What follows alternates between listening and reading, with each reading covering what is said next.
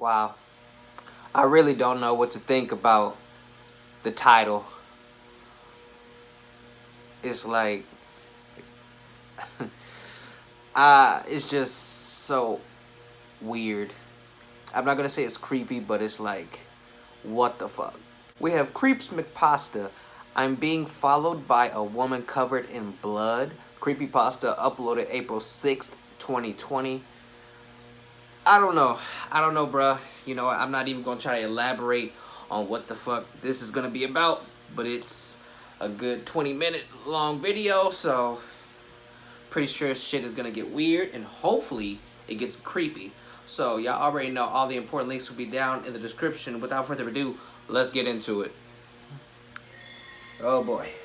I was 10 years old when I first met the being who would haunt me for the rest of my life. Growing up, my father spent long days away, toiling away at his construction job, giving me free rein of the house.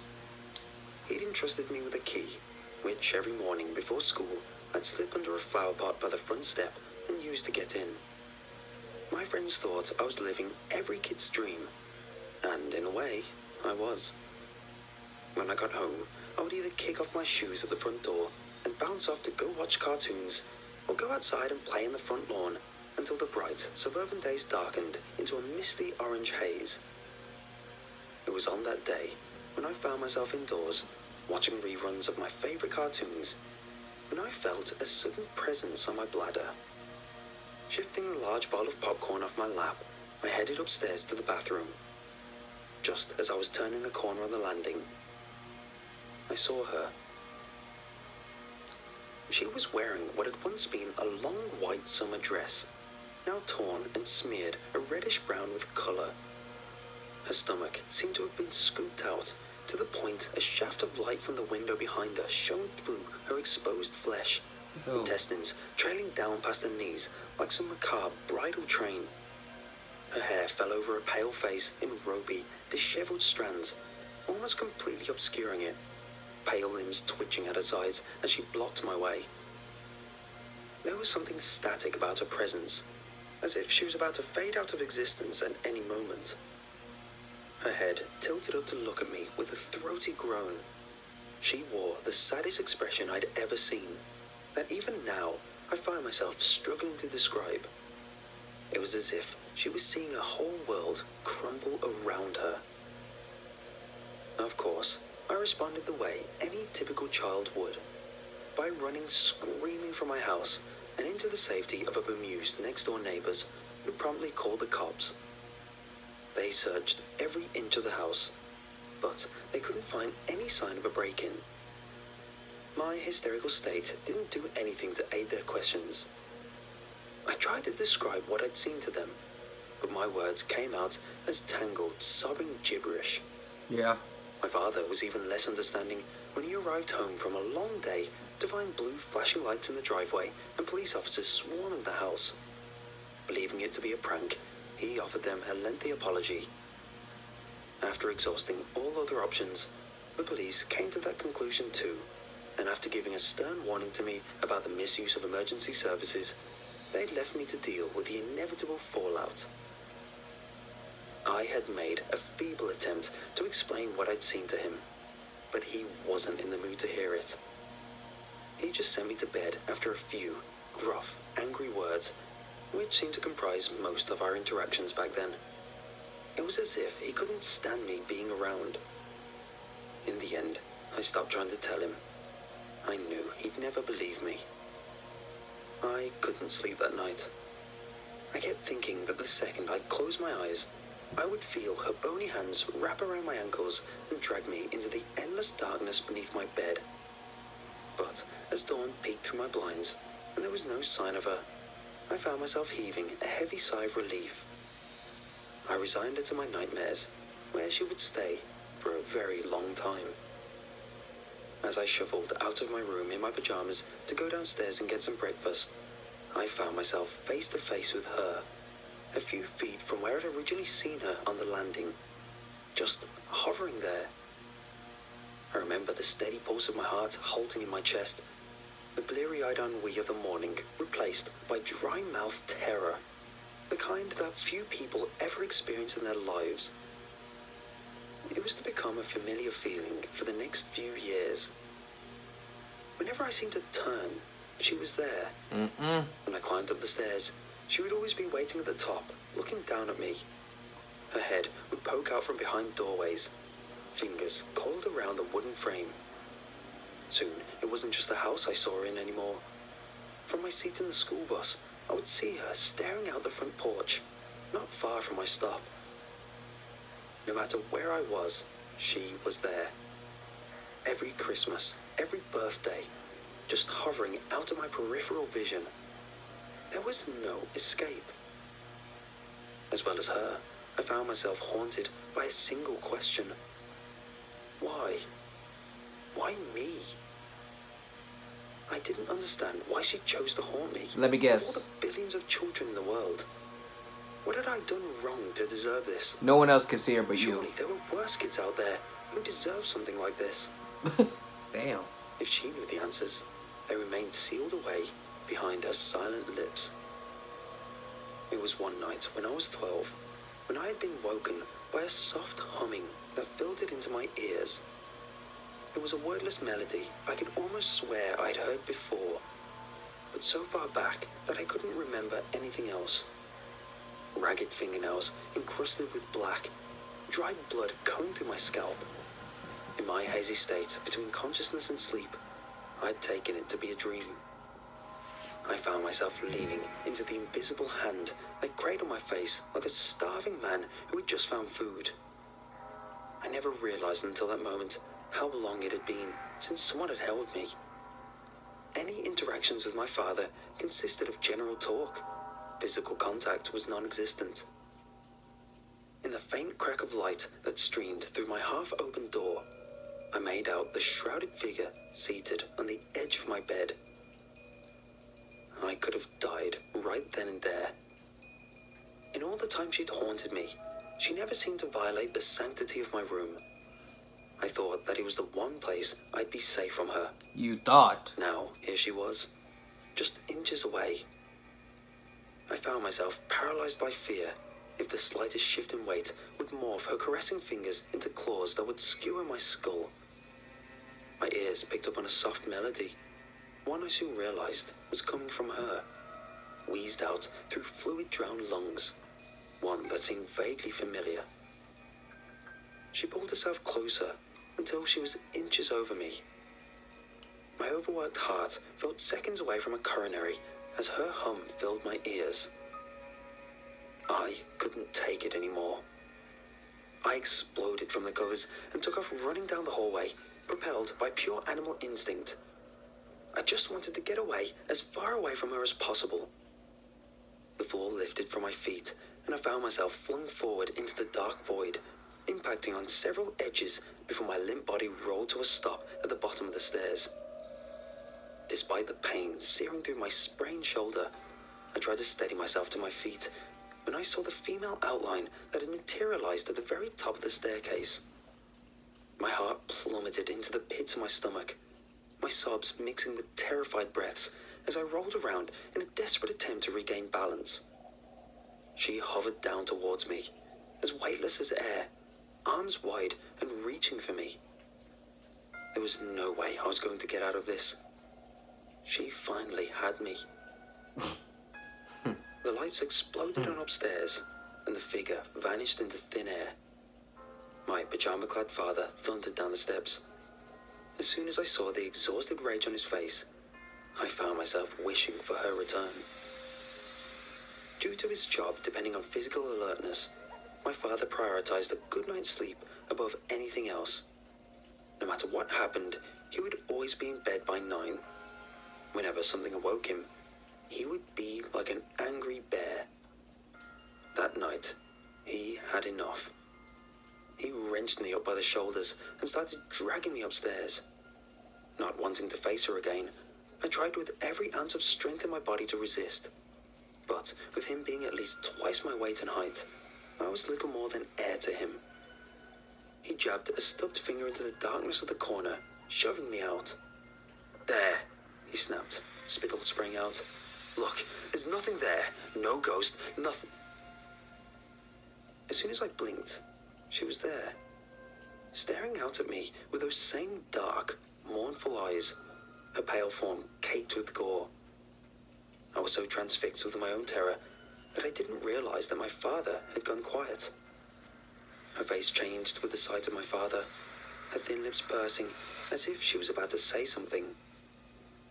My father froze where he stood, arms still extended out towards the spot where she was standing. Though his face remained as stern as ever, the blood had drained, leaving his complexion marble-like. As I squinted closer, I saw trembles in his hands. At least someone else sees her. Just as randomly as she had phased into existence, the bleeding woman was gone. My father heaved out a breath, the colour returning to his cheeks. I reached the trembling hand towards him, but he shrugged his bulky form away. "Bed," he muttered gruffly. Now. I shuffled into my room with my head bowed, flinching as his own door slammed behind me. I knew better than to disobey his orders. I clambered back into bed, burying myself as deep as I could beneath the covers so that she wouldn't find me. But the relief of sleep never came. The moment replayed over in my head. He had seen her too. The subsequent morning at the breakfast table had been spent in tight-lipped silence, with both of us refusing to acknowledge what had transpired the previous night. School and work had been a welcome reprieve for the both of us, as we had lost ourselves in the safe monotony of everyday routine, where ghosts and things that went bump in the night didn't exist. All this ice, bro. A week after it happened, I had come home from school when a series of heavy footsteps from above had shaken small fragments of plaster from the ceiling. Immediately, my already taxed heart thundered into overdrive, mind consumed with images of a hideous visage. The distant sound of a male clearing his throat from upstairs shattered my fear. Dad? What was he doing home so early? Against my better reasoning, I tiptoed up the stairs, wincing at the slightest creak that might give away my presence. I heard him trot around behind the half-closed bedroom door. Through the half-open door, my father seated himself on the bed, the mattress beneath groaning in protest. A bottle of wine was gripped in one hand, along with something silver-lined and rectangular in the other. But what I saw in there had me frozen where I stood. He was crying. In all the time I'd known him, my father had been a rock. A brick had once fallen from a scaffold at work and shattered his leg. He had barely even flinched. But there he was, tears rolling down his cheeks and soaking into his open palms. From the bleary, reddened state of his eyes, he looked like he had been doing it for a few hours. He knows something. A strange sympathy washed over me. I knew I was looking at something I wasn't supposed to. Something so much deeper than I could ever understand. I slunk away from the door and left my father to weep himself into an inebriated sleep. Damn. I found myself pulled back to the room, feeling bold enough to creak open the door and sneak into the room. My father lay sprawled on the bed, the half-down bottle of wine still gripped in his hand, his broad chest shaking with thunderous snores. Clutched to his chest was the elusive silvery object, the one that had piqued my magpie fascination. I'd slid it out from my father's hands, just softly enough as to not stir him, although eliciting a murmured snore. I had taken a step back, holding it upwards towards a light that streamed in through the adjacent bedroom window.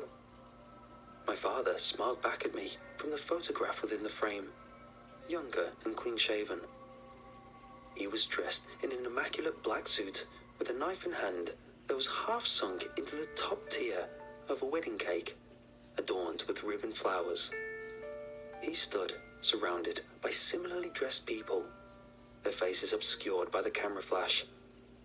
It was only when I shifted my hand that I saw the figure beside him in the trailing white dress, her face obscured by my thumb.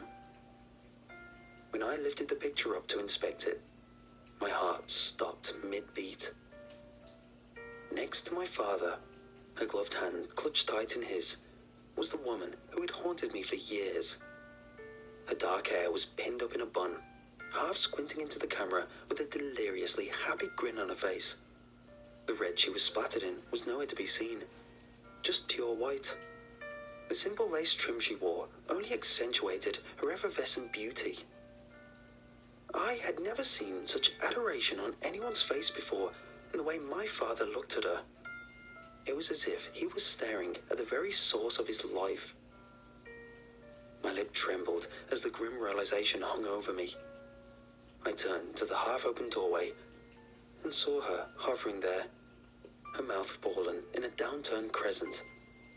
Only now, I understood her expression and the deep sadness ingrained in it. I found the rest out later. My mother had been just a week away from her due date when a similarly pregnant neighbor had invited her over to have some old baby clothes of hers. My mother, having always prided herself on being a thrifter, had jumped at the chance. Only, the neighbor didn't have any baby clothes, just a pair of scissors. That same neighbor would turn up to the emergency ward 2 hours later with my bloodied newborn self in her arms, claiming to have given birth. But a quick examination by the doctors showed that the uterus and ovaries that were still attached to me, along with a half-severed umbilical cord, weren't hers. In court, she claimed that she was afraid her husband was going to leave her, so she faked a pregnancy. But as the date of delivery approached, she realized that she needed a baby, by any means necessary. Wow. The police found my mother in the basement. Her body had been stuffed into a trash bag, stewing in her own congealing blood. She had been ripped open from the crotch to sternum. Damn. Her innards pulled past her knees, but her slashed, rigor mortis stiffened hands were still protectively clutching around her belly. Nearly every part of her was slathered with red, except for 2 clear streaks running down the sides of her face. The only reason my father hadn't been with her was because he was out buying a crib that he'd been saving up for months to put in the nursery they'd been decorating together. He wanted to surprise her. He'd never blamed me for her death, not for one moment. After the sentence had been passed, my father had moved me away from the media furore that surrounded the case and spent the first few years of my life moving from town to town, determined to keep me from ever finding out the grim story of how I had come into this world. So, when I started ranting on about a lady covered in blood in the house, it had scared him more than anything. The night she appeared before him convinced him it hadn't just been the overactive imagination of a lonely child. After that day, his whole demeanor changed.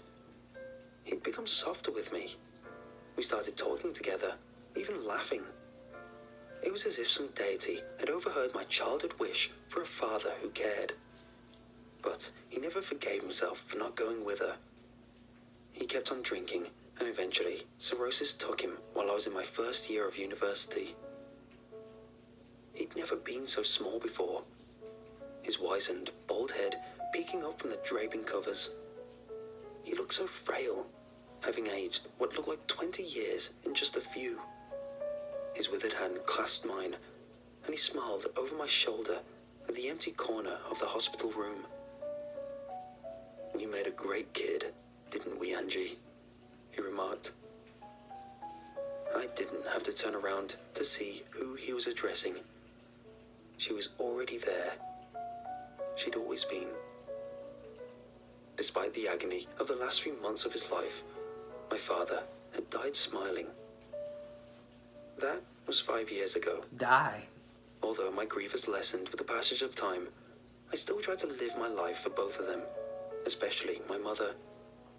Whenever I see that pale, dark-haired figure glancing out from behind a corner or behind me whenever I'm confronted with a reflective surface, there's no more spine-prickling fear, nor any heart palpitations. Instead, I feel home. Sometimes I get angry at myself that it took so long for me to figure it out. She never wanted to hurt me. All she had ever wanted to do was hold me, like any mother would. and I ran away from her.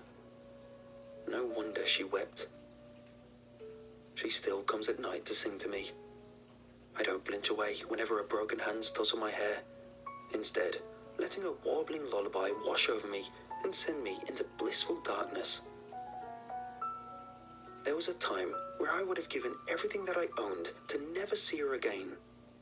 Now, I beg her to stay. No matter how much I wish for it to be otherwise, by the time the morning streams through my half-closed blinds, she's long since disappeared from this world. But my eyes always still burn with tears.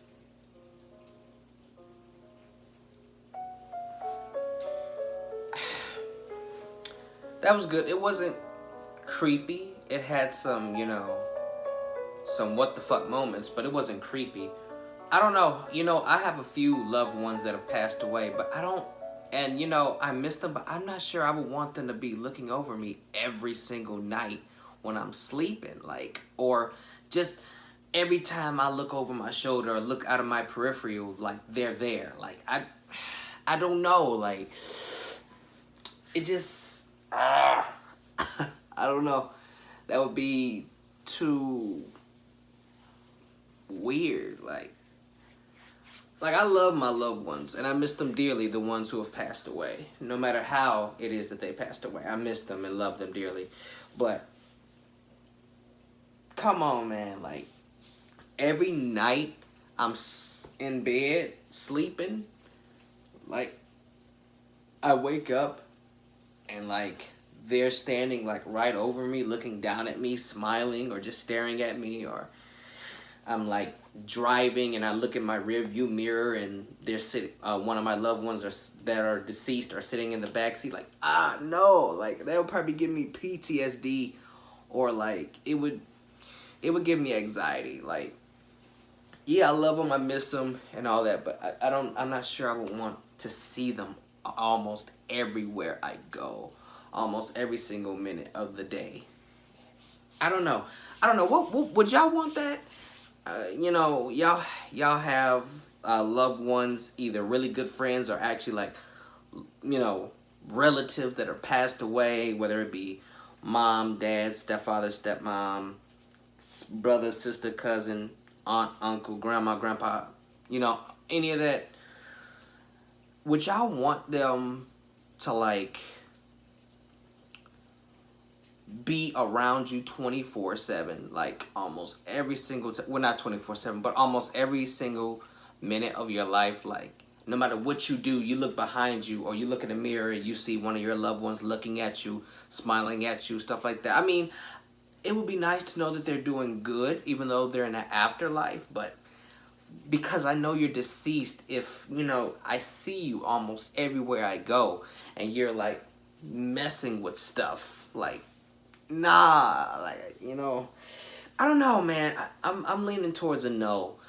Just, my personal opinion. But what about y'all? Let me know down in the comment section. Thank you so much, guys, for watching the video. I hope you enjoyed. I hope you drop a like, a comment, share the video, and join the TBS crew. That is all I got for y'all. So until next time, I am out.